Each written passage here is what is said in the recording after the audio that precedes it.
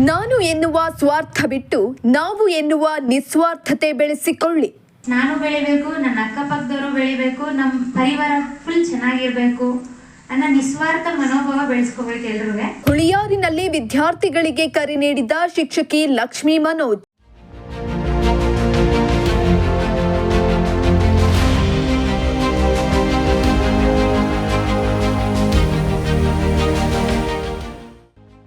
ವಿದ್ಯಾರ್ಥಿಗಳು ಓದುವ ವಿಷಯದಲ್ಲಿ ಹಾಗೂ ಗುರಿ ಸಾಧಿಸುವಲ್ಲಿ ಸ್ವಾರ್ಥಿಗಳಾಗಬೇಕು. ಸದಾ ಕ್ರಿಯಾಶೀಲರಾಗಿ ಸ್ವಾವಲಂಬಿಗಳಾಗಿರಬೇಕು. ನಿಂತ ನೀರಿನಂತಾಗದೆ ಹರಿಯುವ ನೀರಿನಂತೆ ಪರಿಶುದ್ಧವಾದ ಮನಸ್ಸಿನಿಂದ ಇರಬೇಕು. ಪ್ರಾಮಾಣಿಕತೆ ಹಾಗೂ ಸೇವಾ ಮನೋಭಾವ ಬೆಳೆಸಿಕೊಳ್ಳಬೇಕು.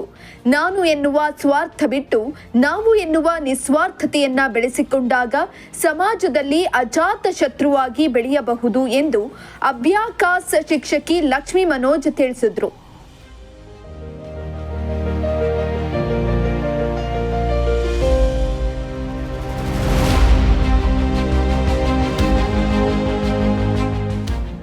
ಹುಳಿಯಾರಿನಲ್ಲಿ ತಾವು ನಡೆಸುತ್ತಿರುವ ಅಭ್ಯಾಕಾಸ್ನಿಂದ ಬಂದ ಲಾಭಾಂಶದಲ್ಲಿ ಹುಳಿಯಾರಿನ ಕೇಶವ ವಿದ್ಯಾಮಂದಿರದ LKGಯಿಂದ 7ನೇ ತರಗತಿಯ ಅಷ್ಟೂ ವಿದ್ಯಾರ್ಥಿಗಳಿಗೆ ಹಾಟ್ ಅಂಡ್ ಕೋಲ್ಡ್ ವಾಟರ್ ಬಾಟಲ್ಗಳನ್ನು ಉಚಿತವಾಗಿ ವಿತರಿಸಿ ಮಾತನಾಡಿ, ನಾವು ಹುಟ್ಟಿದಾಗ ಏನನ್ನೂ ತೆಗೆದುಕೊಂಡು ಬರಲಿಲ್ಲ, ಸತ್ತಾಗಲೂ ಏನನ್ನೂ ತೆಗೆದುಕೊಂಡು ಹೋಗುವುದಿಲ್ಲ. ಹಾಗಾಗಿ ದುಡಿದ ಅಷ್ಟೂ ಹಣವನ್ನ ಕೂಡಿಡದೆ ಸ್ವಲ್ಪ ಹಣವನ್ನ ಸೇವಾ ಕಾರ್ಯಗಳಿಗೆ ಬಳಸಬೇಕೆಂದರು.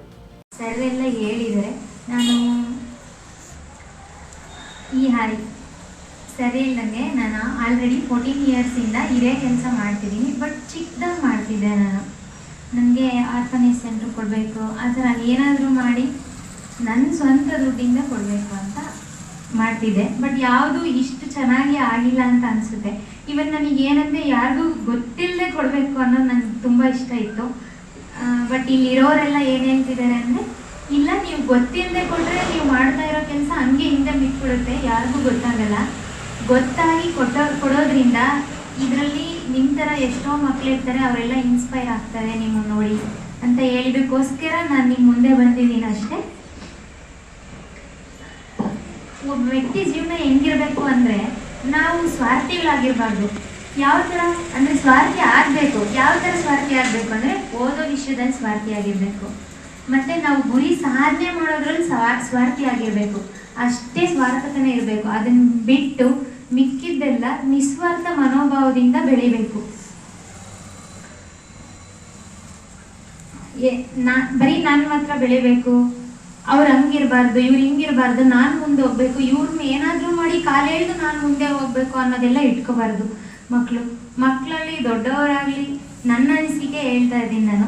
ನಾನು ಬೆಳಿಬೇಕು, ನನ್ನ ಅಕ್ಕಪಕ್ಕದವರು ಬೆಳಿಬೇಕು, ನಮ್ಮ ಪರಿವಾರ ಫುಲ್ ಚೆನ್ನಾಗಿರ್ಬೇಕು ಅನ್ನೋ ನಿಸ್ವಾರ್ಥ ಮನೋಭಾವ ಬೆಳೆಸ್ಕೋಬೇಕು ಎಲ್ರೂ. ಕೇಶವ ವಿದ್ಯಾಸಂಸ್ಥೆಯ ಅಧ್ಯಕ್ಷರಾದ ಟಿ ಜಯಣ್ಣ ಮಾತನಾಡಿ, ಕರ್ಣ ಅಭ್ಯಂಜಯ ಸ್ನಾನಕ್ಕೆ ಎಣ್ಣೆ ಹಚ್ಚಿಕೊಳ್ಳುವಾಗ ಬ್ರಾಹ್ಮಣ ವೇಷಧಾರಿ ಕೃಷ್ಣ ಬಟ್ಟಲನ್ನ ದಾನ ಕೇಳುತ್ತಾನೆ. ಕೂಡಲೇ ಕರ್ಣ ಬಟ್ಟಲನ್ನ ಹಿಡಿದುಕೊಂಡಿದ್ದ ಎಡಗೈಯಿಂದಲೇ ದಾನ ಕೊಟ್ಟು ಬಿಡುತ್ತಾನೆ. ನೀವು ದಾನಶೂರ ಕರ್ಣ, ಎಡಗೈಯಿಂದ ದಾನವನ್ನ ನೀಡಬಹುದೇ ಎಂದು ಬ್ರಾಹ್ಮಣ ಪ್ರಶ್ನಿಸಿದಾಗ, ನನ್ನ ಬಲಗೈ ಎಣ್ಣೆಯಾಗಿದೆ, ನಾನು ಅದನ್ನ ತೊಳೆದುಕೊಂಡು ಬರಲು ಹೋದಾಗ ನನ್ನ ಮನಸ್ಸು ಯಾವುದೋ ಕಾರಣಕ್ಕೆ ಆ ಬಟ್ಟಲನ್ನ ನಿನಗೆ ದಾನವಾಗಿ ನೀಡಲು ಒಪ್ಪದೇ ಹೋದರೆ, ನನ್ನ ಮನಸ್ಸು ಬದಲಾಗಿ ನಾನು ದಾನ ಕೊಡದೆ ಹೋದರೆ ಅದು ದೊಡ್ಡ ತಪ್ಪಾಗುತ್ತದೆ. ಅದೇ ಕಾರಣಕ್ಕೆ ಎಡಗೈನಿಂದ ದಾನ ನೀಡುವುದು ಸರಿಯಾದ ಕ್ರಮ ಅಲ್ಲವಾದರೂ ನಾನು ಮನಸ್ಸಿನ ಚಂಚಲತೆಗೆ ಅಂಜಿ ದಾನ ಮಾಡಿದೆ. ನನ್ನಿಂದ ಅಪಚಾರವಾದರೆ ಕ್ಷಮಿಸಬೇಕು ಎನ್ನುತ್ತಾನೆ. ಹಾಗಾಗಿ ದಾನ ಮಾಡಬೇಕು ಎಂದು ಮನಸ್ಸು ಬಂದಾಗ ಯೋಚಿಸದೆ ದಾನ ಮಾಡುವುದು ಒಳಿತು ಎಂದರು. ಒಳ್ಳೆಯ ಸಫಲತೆಯನ್ನು ಕಂಡಿರತಕ್ಕಂಥ ನಮ್ಮ ಶಾಲೆಯ ಆಡಳಿತ ಮಂಡಳಿಯ ಸದಸ್ಯರು, ಆತ್ಮೀಯರು, ಭಾರಿ ದಿನಗಳಿಂದ ಸ್ನೇಹಿತರು ಆದಂಥ ಶ್ರೀಯುತ ರಾಮ್ ಪ್ರಸಾದ್ ಅವರ ಕುಟುಂಬದವರಿಗೆ ನಾನು ಪ್ರಪ್ರಥಮವಾಗಿ ನನ್ನ ಎಲ್ಲ ಆಡಳಿತ ಮಂಡಳಿ ಮತ್ತು ಎಲ್ಲ ನನ್ನ ಶಿಕ್ಷಕ ವೃಂದ ಹಾಗೂ ನನ್ನ ವಿದ್ಯಾರ್ಥಿಗಳ ಪರವಾಗಿ ಹೃತ್ಪೂರ್ವಕವಾದಂಥ ಧನ್ಯವಾದಗಳನ್ನು ಅರ್ಪಿಸುತ್ತಾ, ನನ್ನೆಲ್ಲ ಆಡಳಿತ ಮಂಡಳಿಯ ಸಹೋದ್ಯೋಗಿ ಬಂಧುಗಳೇ, ನನ್ನ ಶಿಕ್ಷಕ ಉದ್ಯೋಗಿ ಬಂಧುಗಳೇ ಮತ್ತು ನನ್ನ ವಿದ್ಯಾರ್ಥಿಗಳೇ, ನಿಜವಾಗ್ಲೂ ಕೂಡ ಈ ಕಾರ್ಯಕ್ರಮ ಇದು ಸಾರ್ಥಕವಾದಂಥ ಕಾರ್ಯಕ್ರಮ.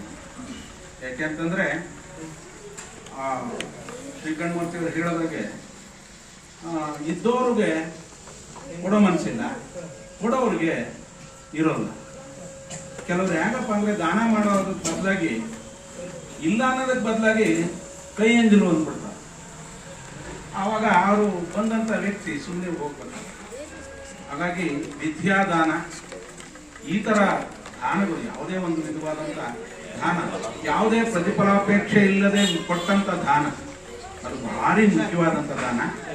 ಕೊಡ್ತಕ್ಕಂಥ ದಾನ ಅವರು ಮೊದಲೇ ಹೇಳಿದ್ದಾರೆ, ಯಾರಿಗೂ ಗೊತ್ತಾಗಬಾರ್ದು, ಅದು ನನ್ನ ಉದ್ದೇಶ ಅಂತ. ಇದೇ ಸಂದರ್ಭದಲ್ಲಿ ಉಮಾ, ಮನೋಜ್, ಆಲೈಕ್ಯ, ಆಕೃತಿ, ಉಪಾಧ್ಯಕ್ಷರಾದ ಈಶ್ವರಪ್ಪ, ಖಜಾಂಚಿ ರಮೇಶ್, ಕಾರ್ಯದರ್ಶಿ ದಾಸಪ್ಪ, ಸದಸ್ಯರಾದ ಚನ್ನಬಸವಯ್ಯ, ಶ್ರೀಕಂಠಮೂರ್ತಿ, ಮುಖ್ಯ ಶಿಕ್ಷಕ ಸನತ್ ಕುಮಾರ್ ಸೇರಿ ಇತರರು ಹಾಜರಿದ್ದರು. Bureau report, Prajashakti TV, Tumakuru.